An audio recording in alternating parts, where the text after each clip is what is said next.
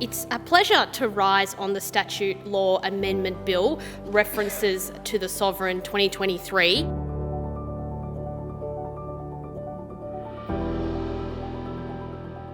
This bill should be a straightforward matter of legislative housekeeping to ensure that all laws in this place in Victoria make correct references to the Sovereign following the death of Her Majesty Queen Elizabeth II. In fact, this bill seeks to effect a significant shift away in which the Sovereign is referenced in the state of Victoria.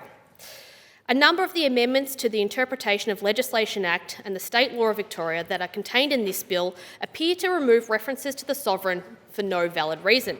I just want to go back to the original purpose of the bill momentarily, Acting Speaker, and to reassert that the bill does amend references in Victorian legislation from Her Majesty to His Majesty and other similar terms following the death of Queen Elizabeth and the assumption of the throne by King Charles III. Labor appears to have seen this bill as an opportunity to diminish the role of the monarch and as our sovereign. We know that this bill needs to pass in order for our future legislation to accurately reflect the death of Queen Elizabeth II and King Charles III assuming the throne. It's disappointing to see this government, as it so often does, Acting Speaker, it seeks to creep changes in its own sneaky little way when it thinks people aren't looking. And this has provided a great opportunity for them to water down the system that has been here and worked very, very well in the grand state of Victoria for a long time. The passing of the Queen has also seen changes needing to be made in a variety of settings. We've had to change the Australian passport. References to Her Majesty the Queen II is on that first page of your passport, and these words will now be replaced with His Majesty King Charles III in the new passports. We should have respect and regard for the Sovereign, for King Charles III, as not only the King of England but the King of Australia. But by many of the amendments contained in this bill, they appear to remove references to the Sovereign for no valid reason. Do I think that we need a monarchy, someone in a monarchy as a head of state now? No, I don't.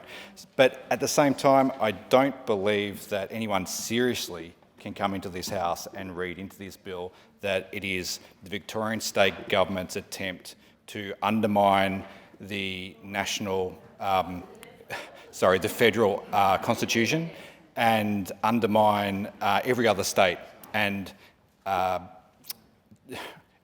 territory in Australia. It is just ridiculous.